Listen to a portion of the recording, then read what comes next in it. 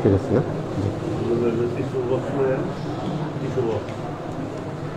আলহামদুলিল্লাহ আলহামদুলিল্লাহি নাহমাদুহু ওয়া নাস্তাঈনুহু ওয়া নাস্তাগফিরুহু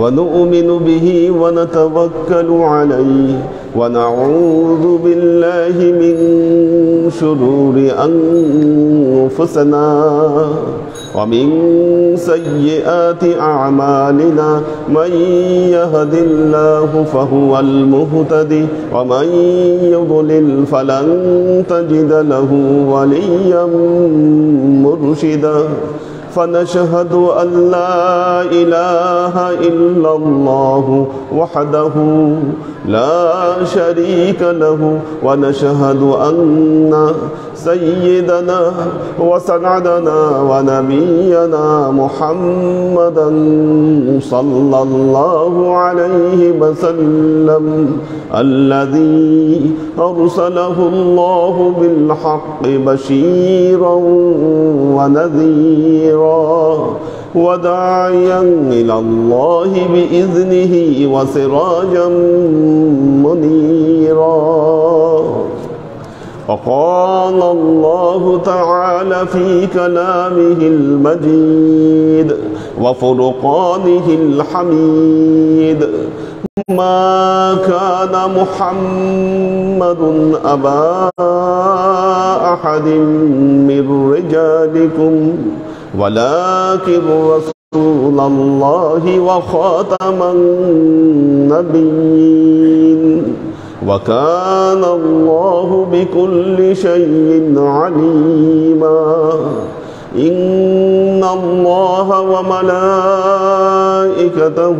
يصلون على النبي يا أيها الذين آمنوا صلوا عليه وسلموا تسليما صلى الله على محمد صلى الله عليه وسلم صلى الله على محمد صلى الله عليه وسلم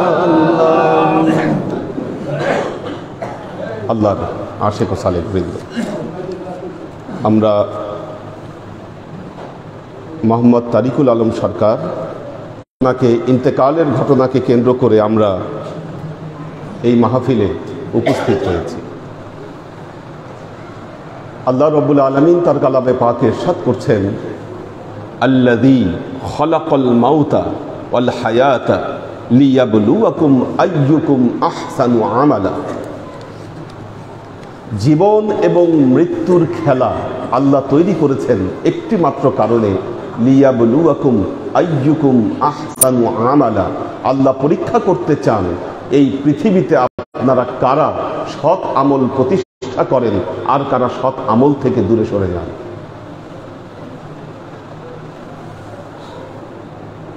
দেখুন, মৃত্যু এমন একটি ঘটনা যা প্রতিটি মানুষের জীবনে অবধারিত সত্য।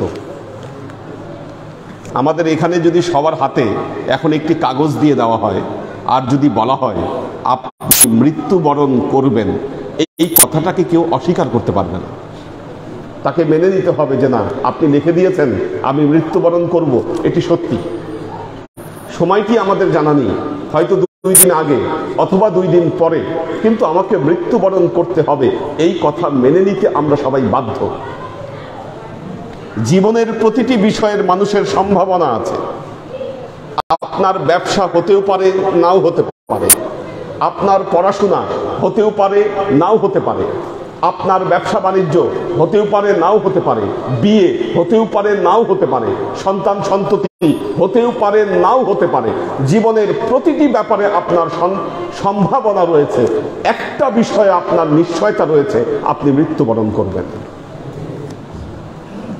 দেখুন, আল্লাহর নবী হাদিসে পাকে ইরশাদ করছেন, وقال رسول الله صلى الله عليه وسلم ما من بيت إلا وقف على بابه ملك الموت كل يوم 5 مرة প্রতিটি মানুষের ঘরে মালাকুল মউত প্রতিদিন 5 বার আগমন করে।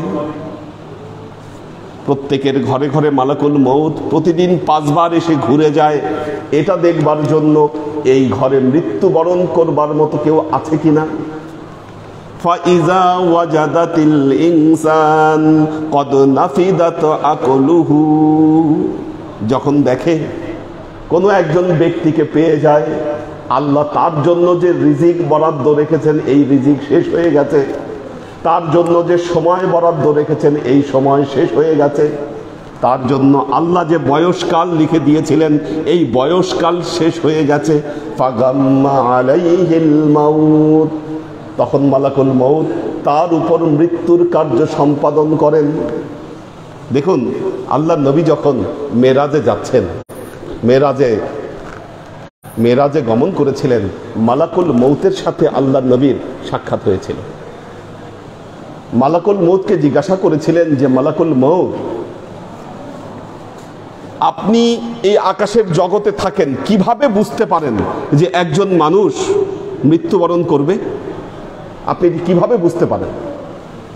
মালাকুল মউত জবাব দিলেন, একজন মানুষ ইন্তেকাল করার 40 দিন আগেই আকাশের জগতে ঘোষণা হয়ে যায় এই লোক মৃত্যুবরণ করতে যাচ্ছেন। তখন আল্লাহর তরফ থেকে এটি মালাকুল মউতকে জানানো হয় এবং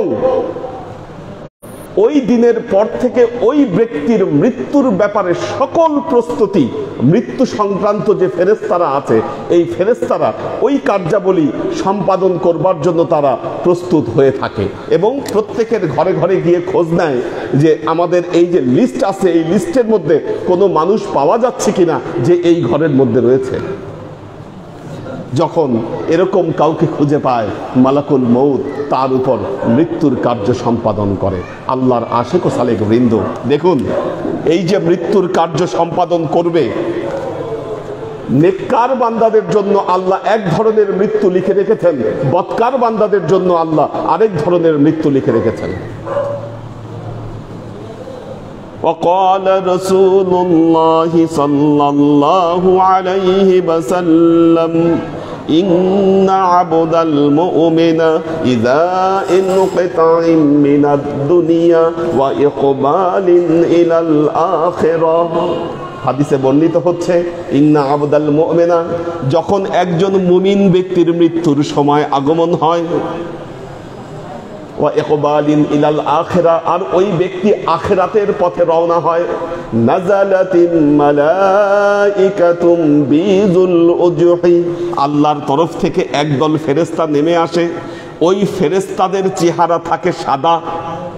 হাদিসে লেখা আছে কাআন্না উজুহুহুমুশ শামস, তাদের চেহারা দেখে যেন মনে হয় তাদের চেহারায় সূর্য চমকাচ্ছে। এরকম একদল ফেরেশতা ওই ব্যক্তিকে নেওয়ার জন্য আকাশ থেকে নেমে আসে। মা আকফানুম মিন আকফানিল জান্নাহ ওয়া হুনুতুম মিন হুনুতিল জান্নাহ, ওই মুমিন ব্যক্তিকে নেওয়ার জন্য আকাশ থেকে তারা কাফন নিয়ে আসে, আকাশ থেকে বিশেষ আতর ওই ব্যক্তিকে নিয়ে যাওয়ার জন্য নিয়ে আসে। সুম্মা ইউজিউ ওয়া ইয়াজলিসু মাদ্দাল বাসার, এরপর মালাকুল মউত এসে ওই ব্যক্তির কাছে অনুমতি চায় এবং তার দুই পাশ দিয়ে তার চোখ যতদূর যায়, চোখ তার যতদূর চলে যায় বিস্তীর্ণ হয়, ওরকম ভাবে দুই পাশে ফেরেশতারা বসে যায়। তার চোখ যত দূর যায় একদল ফেরেশতা, তাদের চেহারা সাদা শুভ্র, এই ফেরেশতারা আল্লাহর তরফ থেকে ওই ব্যক্তির জন্য কাফন নিয়ে আসে, আল্লাহর তরফ থেকে ওই ব্যক্তির জন্য আতর নিয়ে আসে। এরপর ওই ব্যক্তির দুই পাশ দিয়ে বসে ওই ব্যক্তির কাছ থেকে অনুমতি চায়, পবিত্র কোরআনের একটা আয়াত তখন তাকে তেলাওয়াত করে শোনায়, ইয়া আইয়াতুহান নাফসুল মুতমাইন্নাহ ইরজিই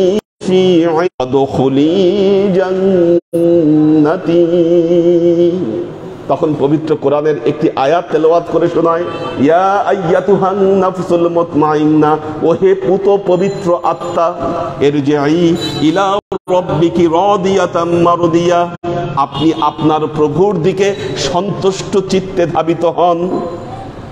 আপনি কেন এই দুনিয়ায় পড়ে আছেন? আপনি আপনার প্রিয় আল্লাহ, যে আল্লাহর ইবাদত, যে আল্লাহর বন্দিগি আপনি এতদিন করেছেন, আপনি সন্তুষ্ট চিত্তে ওই আল্লাহর দিকে আপনি ধাবিত হন। ফাদখুলি ফি ইবাদি, আল্লাহর নেককার বান্দারা যেখানে বসে আছে, যে এই দলে আল্লাহর নেককার বান্দারা আছে, আপনি ওই দলে গিয়ে প্রবেশ করুন। ওয়াদখুলি জান্নাতি, অর্থাৎ আপনি জান্নাতে চলে যান। এই দুনিয়ার দুঃখ কষ্ট নিয়ে আপনার শরীরে এখন অসুস্থতা, শরীর দুর্বল হয়ে গেছে, আপনি এই দুনিয়ায় কষ্ট পাচ্ছেন, কেন আপনি এখানে অবস্থান করছেন? আপনি সন্তুষ্ট চিত্তে আল্লাহর দিকে আপনি রওনা করেন। এইভাবে ওই মৃত ব্যক্তিকে পবিত্র কোরআনের এই আয়াতটি তেলাওয়াত করে শোনায় আল্লাহর তরফ থেকে এই নুরানি ফেরেশতারা এসে, যিনি নেককার বান্দা। বদকার বান্দার জন্য কিন্তু এটি নয়। যখন এই আয়াত তেলাওয়াত করা হয়, হাদিসে আসতেছে সুম্মা ইখরিজু কামা কামা ইয়াখরুজুল কাতরাতু মিনাস সিকাই। আপনারা ফোয়ারা দেখেছেন না? ফোয়ারা, পানির ফোয়ারা, পানি বের হয়, ওই পানির ফোয়ারা থেকে পানির যে কি বলে, পানির যে বিন্দুগুলা যত সহজে বের হয়ে আসে, ওই ব্যক্তির রুহু তখন ওই ব্যক্তির ভেতর থেকে ফেরেশতাদের হাতে চলে আসে। ফেরেশতারা হাতে নিয়ে নেয় ওই ব্যক্তির রুহুকে, এবং নিয়ে ওই যে জান্নাতের যে কাফন, জান্নাতের কাফন আর জান্নাত থেকে নিয়ে আসা আতর, ওই কাফন আর আতর মাখিয়ে সুম্মা ইউসআদু ইলা সামাঈদ দুনিয়া, ওই ফেরেশতারা আকাশের দিকে রওনা দেয় ওই ব্যক্তিকে নিয়ে। যখন প্রথম আকাশে যায়, প্রথম আকাশে গেলে ফেরেশতারা জিজ্ঞাসা করে, তুমি আজকে দুনিয়া থেকে এমন কাকে নিয়ে আসলা যার সুগন্ধে আজকে আকাশ বাতাস মাতোয়ারা, আজকে কাকে তুমি নিয়ে আসলা? তখন ফেরেশতারা ওই ব্যক্তির পরিচয় বলে, এই ব্যক্তি অমুকের পুত্র অমুক, আমি অমুককে নিয়ে আসছি। এভাবে যখন তাকে আল্লাহর সামনে হাজির করা হয়, আল্লাহর তরফ থেকে বলা হয়, উক্তুব কিতাবাহা ফিল ইল্লিন, এর নাম এখনই ইল্লিনে লিপিবদ্ধ করে দাও। ওয়া আম্মাল কাফিরু ওয়াল মুনাফিকু, কিন্তু যখন একজন মুনাফিক, একজন কাফেরের মৃত্যুর সময় ঘনিয়ে আসে, যে দুনিয়ায় থাকতে আল্লাহর ইবাদত ঠিক মতো করে নাই, বন্দিগি ঠিক মতো করে নাই, নামাজ ঠিক মতো আদায় করে নাই, রোজা করে নাই, যাকাতে সে ফাঁকি দিয়েছে, আল্লাহর সমস্ত ইবাদত বন্দিগিতে সে ফাঁকি দিয়েছে, এমন একজন বান্দার যখন মৃত্যুর সময় ঘনিয়ে আসে, আল্লাহ ওই ব্যক্তিকে নেওয়ার জন্য দুইজন ফেরেশতাকে প্রেরণ করেন। দেখেন, নেককার বান্দাকে নেওয়ার জন্য আকাশ থেকে একদল ফেরেশতা মিছিল করে পৃথিবীতে নেমে আসে, আর একজন বদকার বান্দাকে নেওয়ার জন্য মাত্র দুইজন ফেরেশতা পাঠানো হয়। জান্নাত জাহান্নাম থেকে দুর্গন্ধযুক্ত কাপড় এনে টেনে হিচড়ে আযাব দিয়ে ওই ব্যক্তির রূহ তার শরীর থেকে বের করে নিয়ে আসা হয়। আল্লাহর আশিক ও সালেহ বৃন্দ, দেখুন, এই জন্য সময় থাকতে জীবনকে পরিবর্তন করা আমাদের জন্য অত্যন্ত গুরুত্বপূর্ণ একটি বিষয়। একজন লোক বাইতুল্লাহ তাওয়াফ করছে, বাইতুল্লাহ তাওয়াফ করতে করতে দেখে যে আরেকজন ব্যক্তি বাইতুল্লাহ তাওয়াফ করছে, আর একটা মাত্র দোয়া সে বলছে, সে কোনো দোয়া পড়ছে না, একটা মাত্র দোয়া সে আল্লাহর কাছে করছে যে ইয়া রব্বি মা জাযাউকা লি আবদিকাল মাহরুম, এই মাহরুম বান্দার জন্য আল্লাহ তুমি কি ফয়সালা লিখে রাখছো, শুধু এই কথা বলতেছে আর বাইতুল্লাহ তাওয়াফ করতেছে। এখন ওই লোক খুব অবাক হলো যে বাইতুল্লাহ তাওয়াফ করলে মানুষ কত দোয়া পড়ে, কত কিছু বলে, আর এই ব্যক্তি কিছুই বলছে না, শুধুমাত্র একটা শব্দ বলতেছে যে ইয়া রব্বি মা জাযাউকা লি আবদিকাল মাহরুম, এই মাহরুম বান্দার জন্য তুমি কি ফয়সালা লিখে রেখেছো, শুধু এই কথা বলতেছে আর বাইতুল্লাহ তাওয়াফ করতেছে, কারণ কি? তখন ওই ব্যক্তিকে জিজ্ঞাসা করা হলো, ভাই আপনি কোনো দোয়া পড়ছেন না, শুধুমাত্র এই কথা বলতেছেন আর বাইতুল্লাহ তাওয়াফ করছেন, আসলে বিষয়টা কি, কারণটা কি? ওই ব্যক্তি বললেন যে আমি ওই যে খলিফা ওমর রাদিয়াল্লাহু তাআলা আনহু, তিনি ওই কি যেন রোম সাম্রাজ্যে সৈন্যবাহিনী পাঠিয়েছিলেন। তো উনি ওই খলিফা ওমরের রোম সাম্রাজ্যে যে বাহিনী গিয়েছিল, ওই বাহিনীর সদস্য ছিলেন এই ব্যক্তি। উনি রোম সাম্রাজ্যে জিহাদ করতে গিয়েছিলেন। যাওয়ার পরে উনি সহ 5 জন রোমান সম্রাটের হাতে বন্দী হয়েছেন। 5 জনকে রোমান সম্রাটের সামনে হাজির করা হয়েছে। এখন রোমান সম্রাট নির্দেশ দিলেন একে একে এই 5 জনকে হত্যা করো। এখন ওনার পাশে যে 4 জন আছে, একে একে 4 জনকে হত্যা করা হয়েছে। উনি দেখতেছেন যাকেই হত্যা করা হচ্ছে, আকাশ থেকে একদম ফেরেশতা নেমে এসে ওই ব্যক্তিকে নিয়ে যাচ্ছে। দ্বিতীয় জনকেও নিল, তৃতীয় জনকেও নিল, চতুর্থ জনকেও নিল। ওনাকে মারতে উদ্যত হয়েছে। উনি দেখতেছেন ওনাকে নেওয়ার জন্য আকাশ থেকে ফেরেশতারা নেমে আসছে। এই সময় রোমান সম্রাট বললেন, তোমরা থামো, এই ব্যক্তিকে মারিও না, ওকে ছেড়ে দাও, যাতে করে সে মুসলমান বাহিনীর কাছে ফিরে গিয়ে বলতে পারে বাকিদের সাথে কি পরিণতি করা হয়েছে, বাকিদের কি করুণভাবে এদেরকে হত্যা করা হয়েছে, এই বর্ণনা যেন দিতে পারে। এই জন্য ওকে ছেড়ে দাও।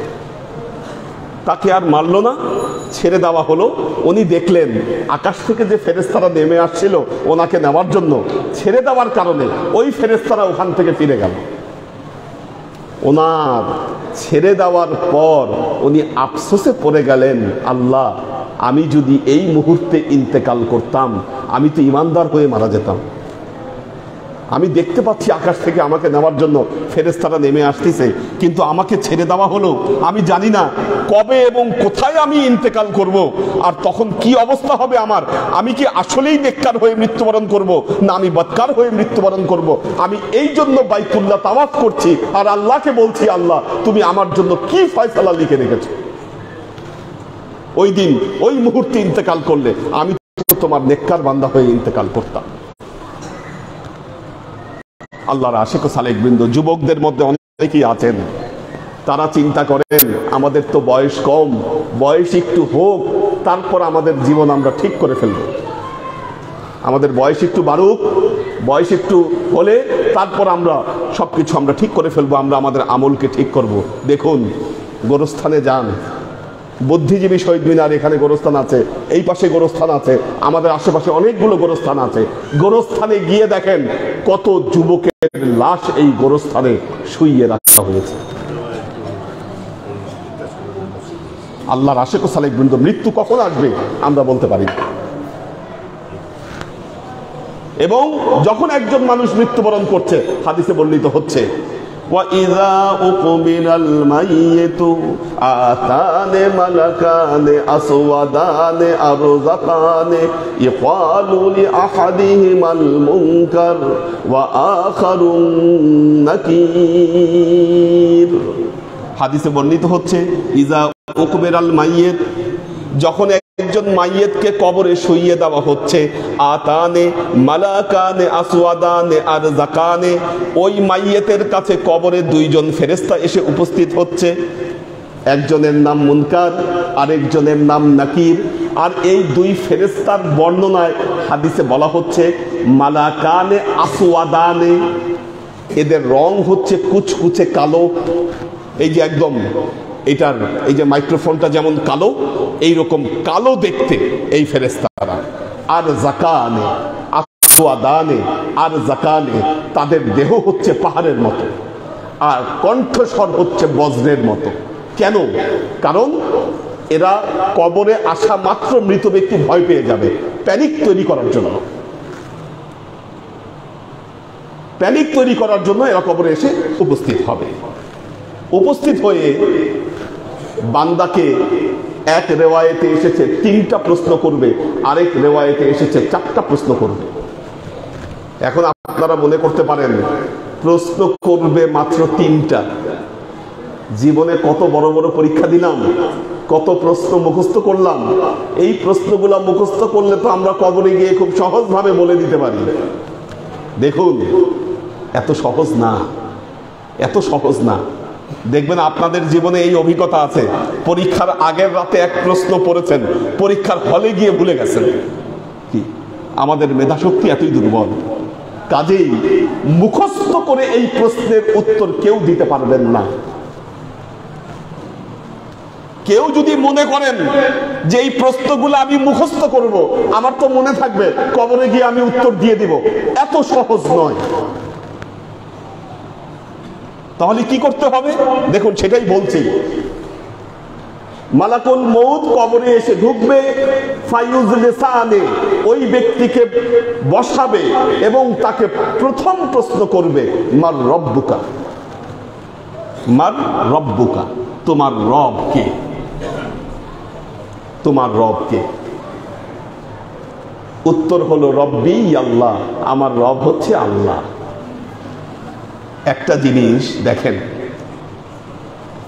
মৃত্যুর পরে কবরে মুনকার নাকির ফেরেশতার সামনে মিথ্যা কথা বলার সুযোগ আছে কারো?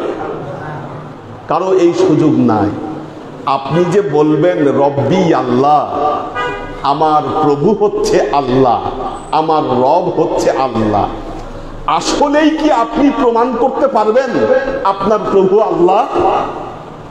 আপনার আচরণ যদি এটা প্রমাণ করে যে না আপনার প্রভু আল্লাহ, আপনি কবরে গিয়ে খুব সহজেই বলে দিতে পারবেন রব্বি আল্লাহ, আমার প্রভু আল্লাহ। কিন্তু আপনার আচরণে তো প্রমাণ হচ্ছে না যে আপনার প্রভু আল্লাহ। কেন? কেন প্রমাণ হচ্ছে না আমি বলি। দেখুন একটি জিনিস, আল্লাহ আপনাকে দিনে দিয়েছে কয় ঘন্টা? কয় ঘন্টা দিচ্ছে দিনে? দিন রাত মিলে 24 ঘন্টা। দিন রাত মিলে 24 ঘন্টা। একটু হিসাব করে বলেন তো, এই যে নামাজ, তার সাথে সুন্নত নামাজ, দিনে যদি আপনি 5 ওয়াক্ত নামাজ পড়েন, এই 24 ঘন্টার মধ্যে কয় ঘন্টা লাগবে নামাজ পড়তে? বড় জোর 1 ঘন্টা লাগবে। বড় জোর এই 5 ওয়াক্ত নামাজ পড়তে আপনার 1 ঘন্টা সময় লাগবে।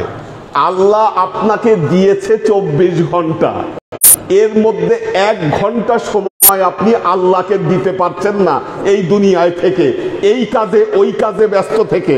আর আপনি কবরে গিয়ে মুনকার নাকিরের কাছে বলবেন যে আমি আল্লাহর গোলাম, আমি আল্লাহর গোলাম আর আল্লাহ আমার প্রভু। এটা এত সহজ। আপনি মিথ্যা কথা বলার সুযোগ সেখানে নাই। সত্যি যদি আপনি পৃথিবীতে আল্লাহর গোলামি করে থাকেন, আপনি মুনকার নাকিরের সামনে বলতে পারবেন না আমি সত্যি আল্লাহর গোলাম। কিন্তু আপনার কার্যক্রম প্রমাণ করছে না আপনি আল্লাহর গোলাম। কি আপনি দুনিয়ার গোলামি করছেন, ব্যবসার গোলামি করছেন, চাকরির গোলামি করছেন, মানুষের গোলামি করছেন, সম্পদের গোলামি করছেন, বিভিন্ন গোলামির সাথে আপনি জড়িত আছেন। আল্লাহর গোলামি আপনাকে দিয়ে হচ্ছে না। এটা দুঃখজনক ব্যাপার। দ্বিতীয় প্রশ্ন করবে আপনাকে, দ্বিতীয় প্রশ্ন করবে মা দীনুকা, তোমার দিন কি, তোমার ধর্ম কি? দেখুন, দিন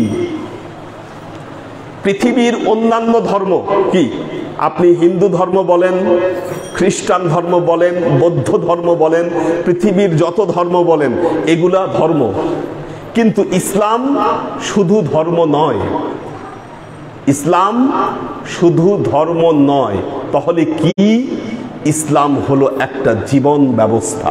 এটা মনে রাখবেন। অন্যান্য ধর্মের সাথে ইসলামের পার্থক্য হলো এই জায়গায়। অন্যান্য ধর্ম হলো আচার ধর্ম, কিছু আনুষ্ঠানিকতা করলেই ওই ধর্ম পালন করা যায়।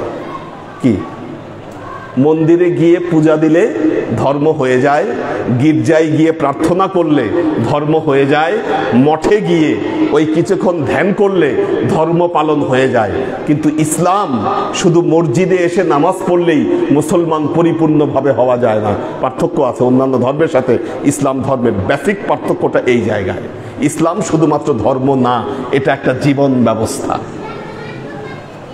আপনার পুরো জীবন যদি প্রমাণ করে আপনি মুহাম্মদ মুস্তাফা সাল্লাল্লাহু আলাইহি ওয়াসাল্লামের এই জীবন ব্যবস্থাকে মেনে নিয়েছেন, আপনার জীবনে প্রতিষ্ঠা করতে পেরেছেন, তাহলেই মুনকার নাকিরের সামনে আপনি বলতে পারবেন দীনি আল ইসলাম, আমার দিন হচ্ছে ইসলাম। বুক ফুলিয়ে বলতে পারবেন। শুধুমাত্র মসজিদে আসলে আপনি মুসলমান, আর মসজিদ থেকে বের হয়ে গেলে, সমাজে গেলে, ঘরে গেলে চেনা যায় না আপনাকে, আপনি কি আসলেই মুসলমান না আপনি মুসলমান না, মানুষকে সন্দেহে থাকতে হয়। কি আপনার যদি এই অবস্থা হয়, আপনি মুনকার নাকিরের সামনে বলতে পারবেন না দিনিয়াল ইসলাম, আমার দিন হচ্ছে ইসলাম। এবং 3 নম্বর প্রশ্ন, আল্লাহর নবী বলেছেন এই প্রশ্ন হলো সবচাইতে কঠিন প্রশ্ন। বুখারী শরীফের হাদিসে এসেছে, আন্নাকুম তুফতানুনা ফিল কবরি কা ফিতনাতিল মাসিহিদ দাজ্জাল, কবরে তোমরা দজ্জালের ফিতনার মতো ফিতনায় পড়বে। কবরে তোমাদের কাছে দজ্জালের ফিতনার মতো ফিতনা উপস্থিত হবে যখন মুনকার নাকির তোমাদেরকে 3 নম্বর প্রশ্নটা করবে, মান হাযার রাজুলুল্লাযী বুইসা ইলাইকুম। প্রশ্নটা খেয়াল করেন, প্রশ্নটা কি বলতিছে মুনকার নাকির? মুনকার নাকির বলছে মান হাযার রাজুল। হাজা মানে হচ্ছে এই ব্যক্তি। মুনকার নাকির ইশারা দিয়ে বলতিছে এই ব্যক্তি কে? বুইসা ইলাইকুম, যাকে তোমাদের কাছে পাঠানো হয়েছিল। তার মানে কি? মুনকার নাকির যখন এই হাত ইশারা করে বলছে তখন একজনকে দেখা যাচ্ছে নাকি? না দেখলে কিন্তু বলতো না মান হাজার রাজুল, এই পুরুষ লোকটা কে? বুইসা ইলাইকুম, যাকে তোমাদের কাছে পাঠানো হয়েছে। যারা চিনতে পারবেন মুহাম্মদ মুস্তাফা সাল্লাল্লাহু আলাইহি ওয়াসাল্লামকে, অর্থাৎ যারা সত্যি মুহাম্মদ রাসূলুল্লাহ সাল্লাল্লাহু আলাইহি ওয়াসাল্লামকে দেখতে পাবেন, তারাই কিন্তু এই উত্তরটা দিতে পারবেন। সঠিক উত্তর কি? হাজার রাজুল মানে একজন উপস্থিত আছেন, তার দিকে ইশারা করে বলা হচ্ছে এই লোকটা কে? কি আল্লাহ নবী বলেছে দজ্জালের ফিতনার মতো ফিতনা উপস্থিত হবে তোমাদের সামনে, কারণ তখন শয়তান, যারা বদকার বান্দা, তাদের সামনে শয়তান উপস্থিত হবে। আর শয়তান তার দিকে ইশারা করে বলবে, তুই বল যে আমি তোর প্রভু, আমি হচ্ছি এই ব্যক্তি। আল্লাহর আশিক ও সালেক বৃন্দ, যারা নেককার বান্দা, যারা এই দুনিয়ায় থাকতে আমাদের নবী মুহাম্মদ মুস্তাফা সাল্লাল্লাহু আলাইহি ওয়াসাল্লামের সুন্নতকে প্রকৃতভাবে ইত্তেবা করেছেন, তারাই আমার নবী মুহাম্মদ মুস্তাফা সাল্লাল্লাহু আলাইহি ওয়াসাল্লামকে চিনতে পারবেন কি, এবং উত্তর দিতে পারবেন যে না, ইনি হচ্ছে মুহাম্মদ রাসূলুল্লাহ সাল্লাল্লাহু আলাইহি ওয়াসাল্লাম। মহব্বত করতে হয় আমার নবীকে। وقال رسول الله صلى الله عليه وسلم لا يؤمن أحدكم حتى أكون أحب إليه من والده وولده والناس أجمعين। আল্লাহ নবী বলছেন লা ইউমিনু আহাদুকুম, তোমরা ততক্ষণ পর্যন্ত কেউ মুমিন হতে পারবে না যতক্ষণ পর্যন্ত আমি মুহাম্মদ রাসূলুল্লাহ সাল্লাল্লাহু আলাইহি ওয়াসাল্লাম তোমাদের কাছে তোমাদের পিতা মাতা, ভাই বোন, আত্মীয় স্বজন, এমনকি দুনিয়ার সমস্ত মানুষের চাইতে আমি যদি প্রিয় না হই, ততক্ষণ পর্যন্ত তোমরা ঈমানদার নও। আল্লাহ নবী যখন এই হাদিস বললেন, খলিফা ওমর রাদিয়াল্লাহু তাআলা আনহু আল্লাহ নবীর কাছে এসে বললেন, ইয়া রাসূলুল্লাহ, আমি অনেক চিন্তা করে দেখেছি, আমি আপনাকে সবার চাইতে বেশি ভালোবাসি, কিন্তু আমার নিজের চাইতে আমি আপনাকে বেশি ভালোবাসি না। আল্লাহ নবী বললেন, ইয়া ওমর লাম তুমিন, তোমার ঈমান ঠিক হয়নি, তাহলে তোমার ঈমান ঠিক নাই। হযরত ওমর রাদিয়াল্লাহু তাআলা আনহু একটু দূরে গেলেন, কিছুক্ষণ চিন্তা করলেন, ফিরে এসে বললেন, ইয়া রাসূলুল্লাহ, আমি অনেক চিন্তা করেছি, চিন্তা করে এখন আমি নিশ্চিত যে না, আমি আমার নিজের চাইতেও আপনাকে আমি ভালোবাসি। আল্লাহ নবী বললেন, হ্যাঁ, এখন তোমার ঈমান ঠিক হয়েছে। বলতে পারো এখন ঠিক হয়েছে তোমার ঈমান। এখন দেখেন একটা জিনিস, যদি এই মাহফিলে জিজ্ঞাসা করা হয় আপনারা কে কে আমাদের নবীকে ভালোবাসেন, হাত তুলেন। নবীকে ভালোবাসেন? মাশাআল্লাহ, হাত নামান। দেখেন সবাই কিন্তু হাত তুলেছেন, সবাই হাত তুলেছেন যে নবীকে ভালোবাসেন। তবে হ্যাঁ, আমার নবী তাকে কারা আসলে ভালোবাসে এর একটা সিমটম বলে দিয়েছেন। আমার নবী কে তাকে আসলেই ভালোবাসে, মুখে তো বলাই যায় ভালোবাসি, হাত তোলাই যায় ভালোবাসি, লিখেও দিতে পারবেন আমি ভালোবাসি। আল্লাহ নবী বলছে এগুলো কোনটারই দরকার নাই। আল্লাহ নবী বলেছেন, মান আহাব্বা সুন্নতি ফাকাদ আহাব্বানি। আল্লাহ নবী বলছেন, যে ব্যক্তি আমার সুন্নতকে ভালোবাসবে, যে ব্যক্তি আমার সুন্নতকে ভালোবাসবে, সেই প্রকৃতভাবে আমাকে ভালোবাসবে। মানে আল্লাহর নবীর সুন্নতের সাথে যে যত পায়বান্দ হবে, নবীর সাথে ওই ব্যক্তির সম্পর্ক তত সুদৃঢ় হবে। আল্লাহর আশিক ও সালিক বৃন্দ, সুন্নতের ইত্তেবা, সুন্নতের পায়রবি যারা করেছেন, কবরে গিয়ে খুব সুন্দরভাবে সেখানে আমার নবী মুহাম্মদ মুস্তাফা সাল্লাল্লাহু আলাইহি ওয়াসাল্লামকে পেয়ে যাবেন। এই যখন উত্তর যখন বান্দা সঠিকভাবে দিয়ে দিবে, ফায়ুনাদি মুনাদিয়্যিম মিনাস সামাই ক্বাদ সাদ্দাকা আবদি ওয়ারফিশুহু মিনাল জান্নাহ ওয়ালবিসুহু মিনাল জান্নাহ ওয়াফতাহ বাবা কবরাহু ইলা বাবিল জান্নাহ।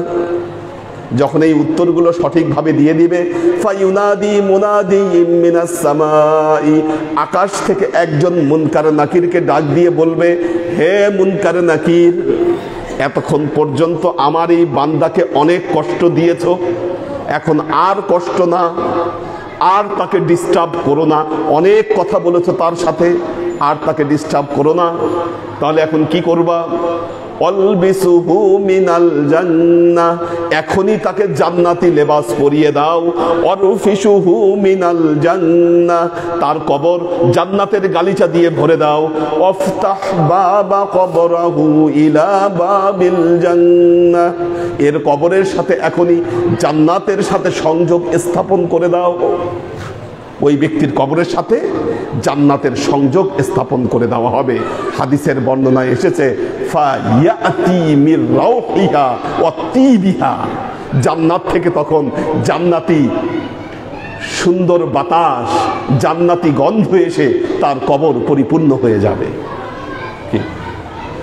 যারা আল্লাহর পথে তাদের নিজেদের জীবনকে ব্যয় করে দিয়েছেন, আল্লাহর পথে যাদের নিজেদের জীবন ব্যয় করে দিয়েছেন, পবিত্র কোরআনে বলা হয়েছে তারা মৃত, এই কথা তোমরা চিন্তাও করো না। ওয়ালা তাহসাবান্নাল্লাযীনা কুতিলু ফী সাবিলিল্লাহি আমওয়াতা বাল আহইয়াউ ওয়া ইনদা রাব্বিহিম ইউরযাকুন।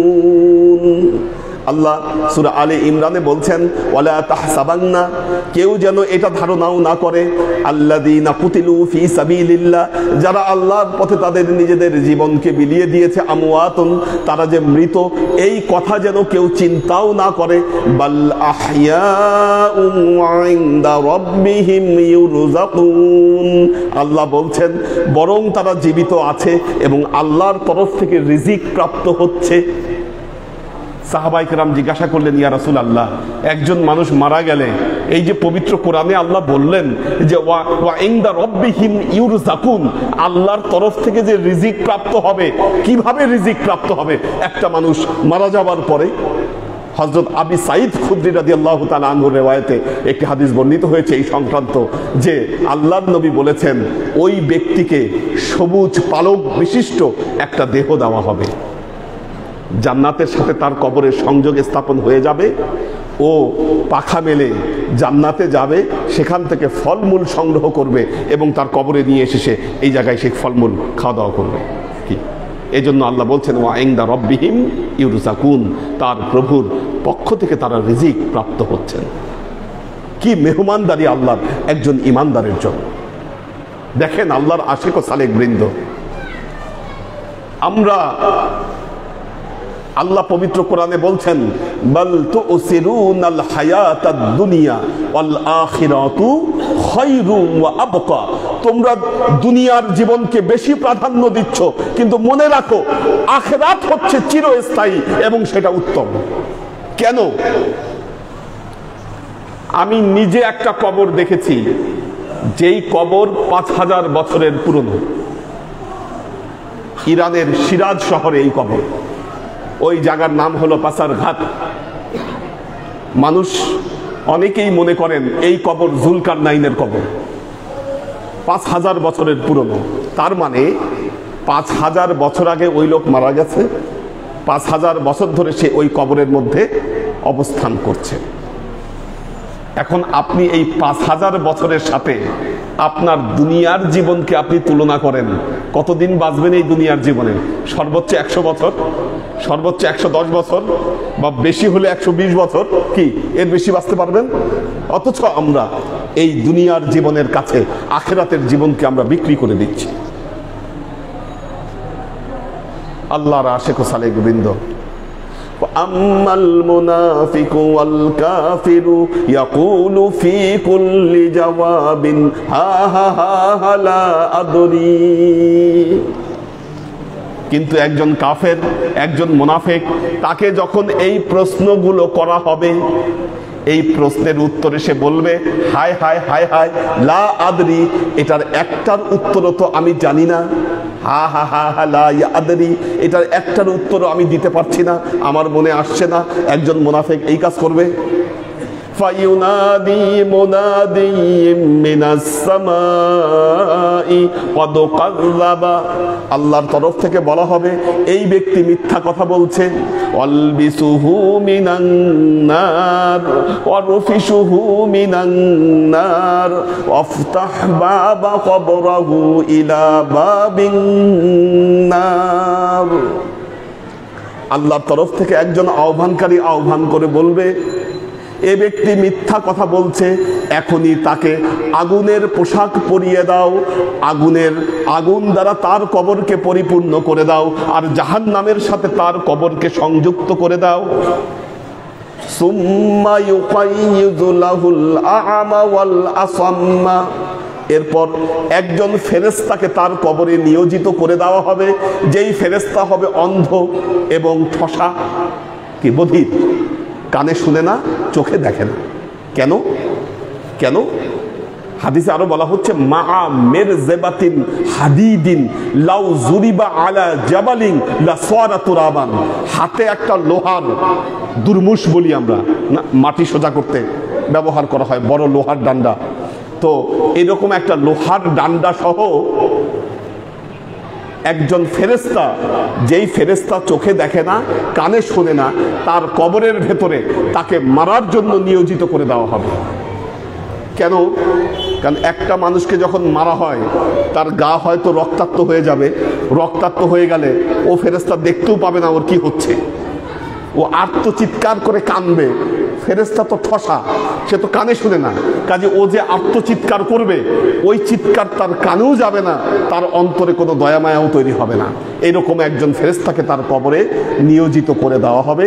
ওই ব্যক্তি ওইটা দিয়ে তাকে প্রহার করবে, আর সে যে আত্মচিৎকার করবে, এই দুনিয়ার মানুষ এবং জিন ছাড়া বাকি যে প্রাণীগুলো আছে, এই প্রাণীগুলা তার এই আত্মচিৎকারকে শুনতে পায়।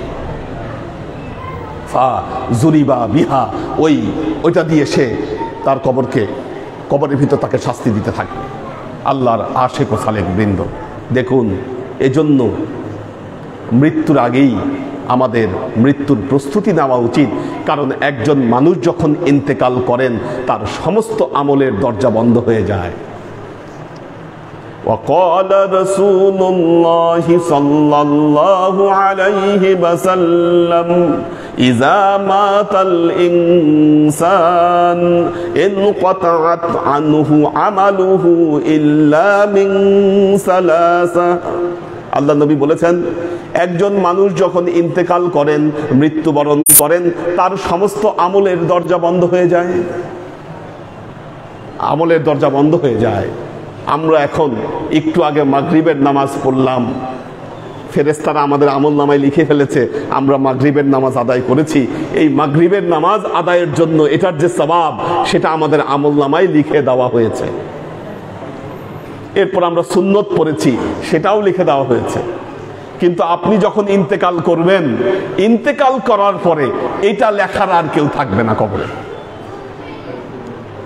আর আমলও করতে পারবেন না। এখান থেকে কোনো আমল আপনার আমল নামায় লেখাও হবে না। তবে হ্যাঁ, আপনার আমল নামা ভারী হওয়ার তিনটা উপায় আছে।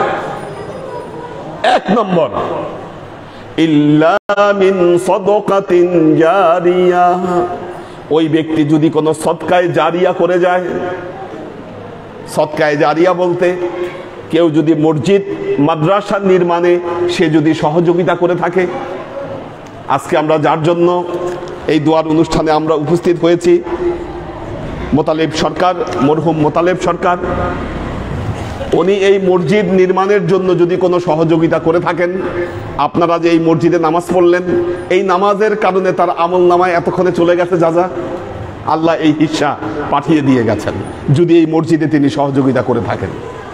এমনকি কেউ যদি কোনো গাছও লাগিয়ে থাকেন,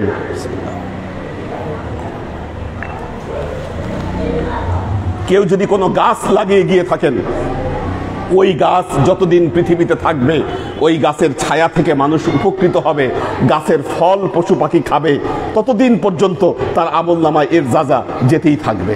যদি সে কোনো সদকায়ে জারিয়া করে যায়, 1 নম্বর, ইল্লা মিন সদকাতিন জারিয়া। 2 নম্বর, আও ইলমিন ইউনতাফাউ বিহি, যদি সে কোনো জ্ঞান রেখে যায় যেই জ্ঞানের দ্বারা মানুষ উপকৃত হয়। ইমাম বুখারী শরীফ লিখে গেছেন, যতদিন এই বুখারী শরীফ থাকবে, এই মাদ্রাসাগুলোতে বুখারী শরীফ পড়ানো হয়, যতদিন মানুষ এই বুখারী শরীফ পড়বে, ইমাম বুখারীর আমল নামায় এখান থেকে যাজা যেতেই থাকবে। এইভাবে যে কোনো জ্ঞান রেখে যায়, যেই জ্ঞান দ্বারা মানুষ উপকৃত হয়, আল্লাহ সেটা তার আমল নামায় লিখে দেন। আর 3 নম্বর হলো আও ওয়ালাদিন সলিহিন ইয়াদউ লাহু, সে যদি কোনো নেক সন্তান রেখে যায়, ওই নেক সন্তান যদি তার জন্য দোয়া করে, আল্লাহ এই দোয়া সাথে সাথে তার কবরে পৌঁছে দেন। ওনার সন্তান আছে না উনি, না? হ্যাঁ, উনি যদি এখন উনি যখনই ওনার আব্বার জন্য দোয়া করবে, আও ওয়ালাদিন সলিহিন ইয়াদউ লাহু, সাথে সাথে আল্লাহ ওনার দোয়া ওনার আব্বার কবরে পাঠিয়ে দিবে এখান থেকে। وقال رسول الله صلى الله عليه وسلم ما الميت في القبر إلا كالغريق المتغوث ينتظر دعوة من آب أو أم أو صديقة। যেই ব্যক্তি মৃত্যুবরণ করে, প্রত্যেক মৃত ব্যক্তি পানিতে ডুবে যাওয়া ব্যক্তির মতো। একজন লোক পানিতে ডুবে গেলে যে অবস্থা হয়, একজন লোক ইন্তেকাল করলে তার সেই অবস্থা হয়, বিপদগ্রস্ত হয়ে পড়ে ওই ব্যক্তি। ইয়ান্তাজিরু দাওয়াতান, সব সময় ওই ব্যক্তি দোয়ার অপেক্ষায় থাকে, যেই দোয়া এই পৃথিবী থেকে তার সন্তান সন্ততি, বাবা মা, বন্ধু বান্ধব, কারা কখন তার জন্য দোয়া করবে, এই পৃথিবী থেকে কবরে গিয়ে সে ওই দোয়ার অপেক্ষায় থাকে। فَإِذَا لَحِقْتَهُ أَحَبَّ إِلَيْهِ مِنَ الدُّنْيَا وَمَا فِيهَا, যখন এই পৃথিবী থেকে তার বন্ধু বান্ধব, আত্মীয় স্বজন কেউ যখন তার জন্য দোয়া করে, এই দোয়া তার কাছে সে পৃথিবীতে যত সম্পদ রেখে গেছে, হয়তো সে বাড়ি রেখে গেছে, জায়গা জমি রেখে গেছে, যা কিছু রেখে গেছে, সমস্ত সম্পদের চাইতে ওই দোয়াটা তার কাছে প্রিয় মনে হয়। এই দোয়াটা তার কাছে প্রিয় মনে হয়। আমরা এই মাহফিল থেকে যে দোয়া করব, এই দোয়া আল্লাহ ওনার রুহের কাছে পৌঁছে দিবে। কি হযরত মুআজ রাদিয়াল্লাহু তাআলা আনহুর মা যখন ইন্তেকাল করলেন, হযরত মুআজ রাদিয়াল্লাহু তাআলা আনহুর মা আল্লাহর নবীর কাছে গিয়ে বললেন, ইয়া রাসূলুল্লাহ, আমার মা ইন্তেকাল করেছে, আমি আমার মায়ের জন্য কি করতে পারি, কি করতে পারি আমার মায়ের জন্য? আল্লাহর নবী বললেন, মুআজ, এক কাজ করো, তুমি কূপ খনন করো, কূপ খনন করে মানুষদেরকে পানি খাওয়াও। কারণ আরব দেশ তো, আরব দেশে পানি কিন্তু এন্টারটেইনমেন্ট। পাহাড়ি রাস্তা, এক জায়গা থেকে আরেক জায়গায় মানুষ গেলে হাঁপিয়ে যায়, পিপাসার্ত হয়ে পড়ে, কাজেই সেখানে মানুষকে পানি পান করানোর প্রয়োজন হয়ে পড়ে। তো হযরত মুআজকে বললেন, তুমি একটা কুয়া খনন করো, রাস্তা দিয়ে যত পথচারী যাচ্ছে এদেরকে তুমি পানি খাইয়ে দাও। হযরত মুআজ আল্লাহর নবীর কথা শুনে তিনি তাই করলেন, একটা কুয়া খনন করে মুসাফিরদেরকে পানি খাওয়ানো শুরু করলেন। আল্লাহর নবী যখন বের হলেন, বের হয়ে ওই দৃশ্য দেখলেন, হাত দিয়ে ইশারা করে বললেন, হাযা লি উম্মে মুআজ, এই যে পানি পান করানো হচ্ছে, এর দ্বারা মুআজের মায়ের রুহের কাছে সওয়াব রেসানি হচ্ছে, এই পানি খাওয়ানোর দ্বারা। মায়ের রুহের কাছে এর চলে যাচ্ছে।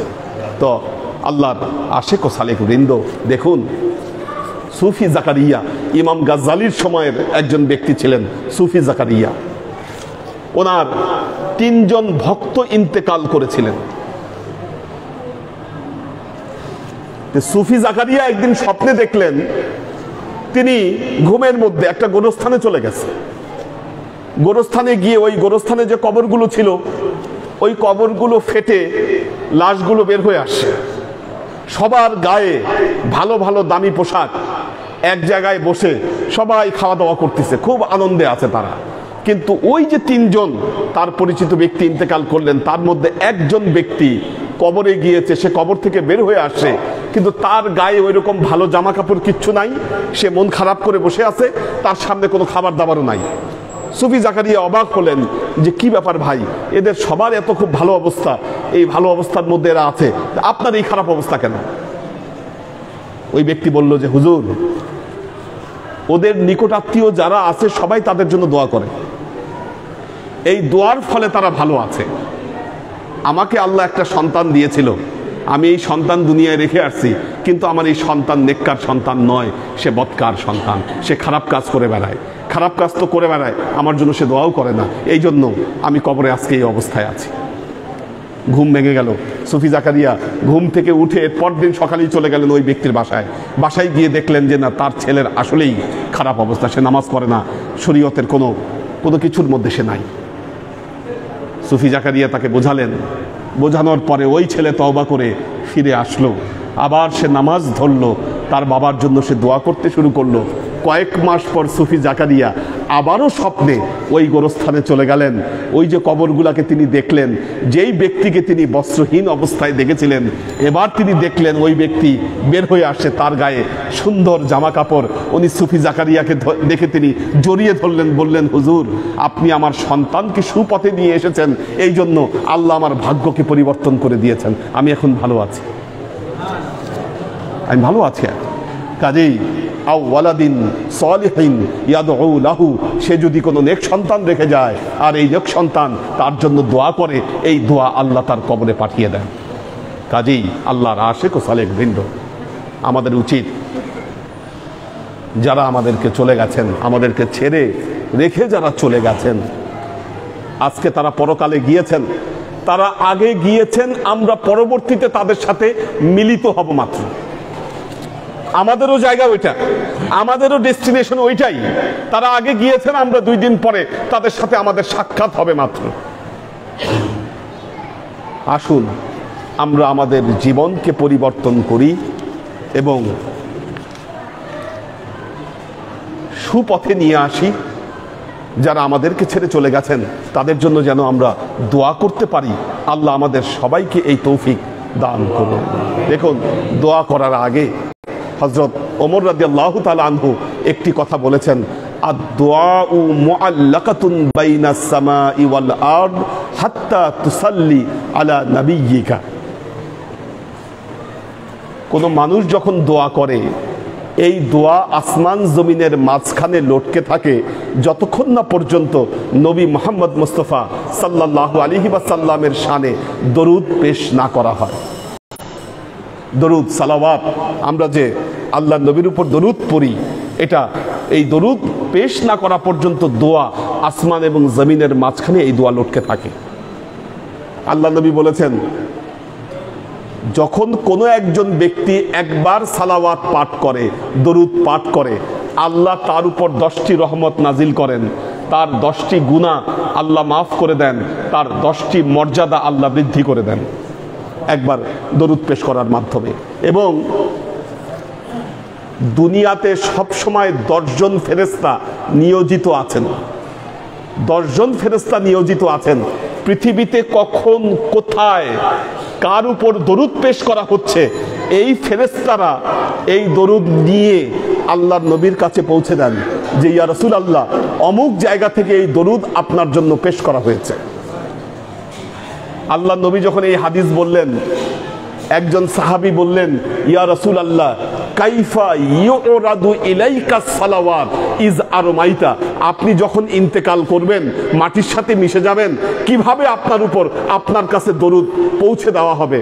আল্লাহর নবী বললেন, ইন্নাল্লাহা হাররামা আলাল আরদি আন তাকুলা জাসাদুল আম্বিয়া। হে সাহাবী, মনে রেখো, আল্লাহ তাআলা এই জমিনের উপর হারাম করে দিয়েছেন, এই জমিন কোন নবীর দেহকে খেতে পারবে না। আমরা মোনাজাতের আগে সবাই সূরা ফাতিহা 7 বার, সূরা ইখলাস 9 বার, দরুদ শরীফ 11 বার মনে মনে পড়ি।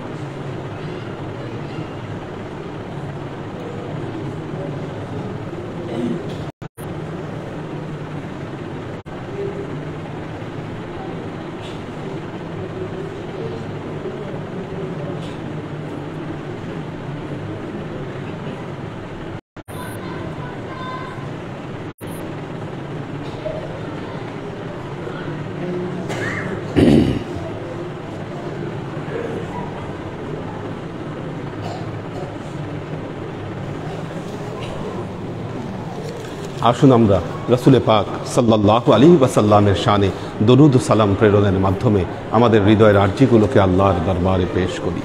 ওয়া আশরাকাল বদরু আলাইনা ওয়াক্তাফাত মিনহুল বুদুর মিসলা হুসনিক মা রাআইনা খাত্তু ইয়া ওয়াজহাস সুরুর সাল্লাল্লাহু আলা মুহাম্মাদ সাল্লাল্লাহু আলাইহি ওয়াসাল্লাম সাল্লাল্লাহু আলা মুহাম্মাদ সাল্লাল্লাহু আলাইহি ওয়াসাল্লাম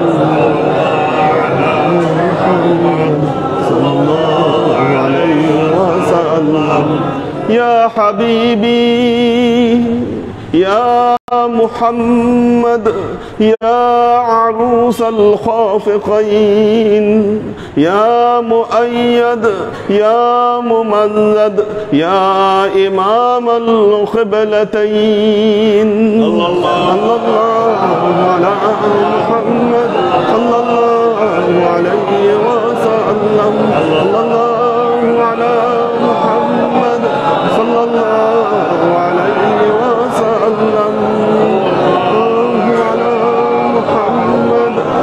الله عليه وسلم وصلوات الله أحمد عدة أحرف الصدور أحمد الهدي محمد سيد وجه المنير صلى الله على محمد صلى الله عليه وسلم صلى الله على محمد صلى الله عليه وسلم بلغ العلا بكماله كشف الدجى بجماله حسنت جميع خصاله صلوا عليه وآله سلموا يا قوم بر صلوا على صدر الأمين مصطفى ما جاء إلا رحمة للعالمين اللهم آمين اللهم صل على محمد وعلى آل محمد كما صليت على إبراهيم وعلى آل إبراهيم إنك حميد مجيد اللهم بارك على محمد وعلى آل محمد كما باركت على إبراهيم وعلى آل إبراهيم إنك حميد مجيد ربنا ظلمنا أنفسنا وإن لم تغفر لنا وترحمنا لنكونن من الخاسرين ربنا آتنا في الدنيا حسنة وفي الآخرة حسنة وقنا عذاب النار ربنا لا تزغ قلوبنا بعد إذ هديتنا وهب لنا من لدنك رحمة إنك أنت الوهاب اللهم إنك عفو تحب العفو فاعف عني يا غفور الرحيم الودود اللهم اغفر لحينا وميتنا وشاهدنا وغائبنا وصغيرنا وكبيرنا وذكرنا وأنثانا اللهم من أحييته منا فأحيه على الإسلام ومن توفيته منا فتوفه على الإيمان برحمتك يا أرحم الراحمين اللهم اغفر له وارحمه مغفرة ظاهرة وباطنة وآقنه من عذاب القبر وعذاب البعث وعذاب الحشر وعذاب الحساب وعذاب البلسرات وعذاب النار اللهم افتح قبره إلى باب الجنة وارفشه من فراش الجنة والبسه من لباس الجنة رب ارحمهما كما ربياني صغيرا رب ارحمهما كما ربياني صغيرا رب ارحمهما كما ربياني صغيرا اللهم نور قلوبنا بنور الإيمان ونور قلوبنا بنور الإسلام ونور قلوبنا بنور الإحسان وزين أخلاقنا بنور محمد صلى الله عليه وسلم اللهم إنا نسألك علما نافعا رزقا واسعا عملا مقبولا شفاء من كل داء قلبا خاشعا ذهنا ذاكرا إيمانا كاملا توبة قبل الموت راحة عند الموت ونجاة بعد الموت اللهم إنا نسألك رحمتك في كل درجة فلاح في كل أمر ونعوذ بك من الشرك والشك والنفاق والبدعة ومن كل وسوسة الشيطان يا الله يا رحمن يا مالك আমরা এতক্ষণ তোমার দরবারে যে সমস্ত আমলকে উপস্থাপন করলাম তোমার প্রিয় হাবিব হযরত মুহাম্মদ মুস্তাফা সাল্লাল্লাহু আলাইহি ওয়াসাল্লামের শানে যে দরুদ ও সালাম পেশ করলাম ত্রুটি মুক্তভাবে এই আমলগুলোকে তুমি আমাদের তরফ থেকে কবুল করে নাও তুমি আমলের যাজা আমাদের প্রিয় নবী হযরত মুহাম্মদ মুস্তাফা সাল্লাল্লাহু আলাইহি ওয়াসাল্লামের কাছে পৌঁছে দাও আল্লাহ আমাদের নবীর পরিবারবর্গের কাছে তুমি এর যাজাকে পৌঁছে দাও এই দুনিয়ার সমস্ত আম্বিয়ায়ে কেরাম সাহাবায়ে কেরাম তাবেঈন তাবেঈন ওয়ালি আউলিয়া গাউস কুতুব আমাদের মা বাবা ভাই বোন আত্মীয় গেছেন সবার রূহে আল্লাহ তুমি এর যাজাকে পৌঁছে দাও বিশেষ করে আল্লাহ আমরা আজকে যার জন্য তোমার দরবারে হাত তুলেছি আল্লাহ যার জন্য আমরা এই দোয়ার মাহফিলের আয়োজন করেছি আল্লাহ সরকার আল্লাহ তুমি তার রূহে এর যাজাকে তুমি পৌঁছে দাও আল্লাহ তুমি তার পূর্বাপর সমস্ত ত্রুটি বিচ্যুতিগুলোকে তুমি মাফ করে দাও আল্লাহ তুমি তাকে জান্নাতি লেবাস পরিয়ে তুমি ধন্য করে নাও আল্লাহ জান্নাতি সমীরণ দিয়ে তুমি তার কবরকে আলোকিত করে দাও আল্লাহ তুমি তোমার নেককার বান্দা বান্দীদের মাঝে তুমি তাকে স্থান দান করো আল্লাহ তুমি তার কবরকে জান্নাতের সাথে উন্মুক্ত করে দাও আল্লাহ তুমি তার পরিবারবর্গকে আল্লাহ এই কঠিন মুহূর্তে তাদেরকে ধৈর্য ধারণ করবার তৌফিক তুমি দান করো আল্লাহ তুমি আমাদের জীবন থেকে সমস্ত অভাব অভিযোগ বালা মুসিবত দুঃখ কষ্ট রোগ শোককে দূরীভূত করে দিয়ে দৃঢ় হস্তে তোমার দ্বীনের খেদমতের তৌফিক তুমি আমাদেরকে দান করো। আজীবন যেন তোমার হেদায়েতের পথে প্রতিষ্ঠিত থাকতে পারি সে তৌফিক তুমি আমাদেরকে দান করো। আল্লাহ, যিনি ইন্তেকাল করেছেন তার পরিবার জন যেন আল্লাহ দ্বীনের পথে কায়েম থাকতে পারে সে তৌফিক তুমি তাদেরকে দান করো।